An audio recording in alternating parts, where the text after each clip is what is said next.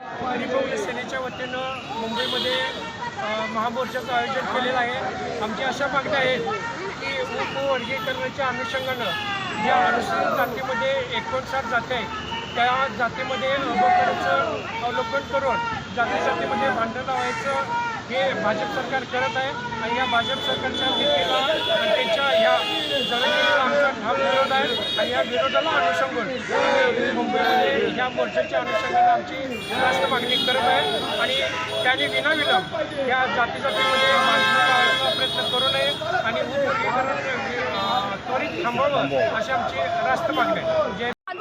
जय भीम जय संविधान। का की हे मनुवादी सरकारने जो षडयंत्र रचला आहे की दोन भावांमध्ये भांडणं लावायचं काम केलं आहे। छोटा भाऊ आणि मोठा भाऊ यांच्यामध्ये भांडणं लावायचं काम केलं आहे। आमचं एकच म्हणणं आहे की 59 जाती एक जागे आले आहे आणि ह्या मोर्चामध्ये सर्व लोक सामील झाले। ऑल इंडिया SC/ST सेंट्रल लेवलतर्फे आणि माननीय खोया साहेबांच्या नेतृत्वात कुचेरकर साहेबांच्या नेतृत्वामध्ये हा 25,000 ते 30,000 लोकांचा समूह या मोर्चामध्ये सहभागी होतोय। हे सांगेल की मनुवादी सरकारचा धिक्कार आहे। आरक्षणाच्या विरोधात हा जो जनसमुदाय आहे तो आज भी उतरला। याच्यापेक्षा जर हे रद्द नाही केलं त्याच्यापेक्षा तीव्र आंदोलन होईल। जय भीम। आज मोर्चामध्ये सामील झाले आहेत, काय सांगणार, काय आरक्षण उपवर्गीकरण रद्द झालं पाहिजे कारण पूर्ण संविधानामध्ये 58 जाती या पूर्ण संघटितपणे राहिल्या पाहिजे।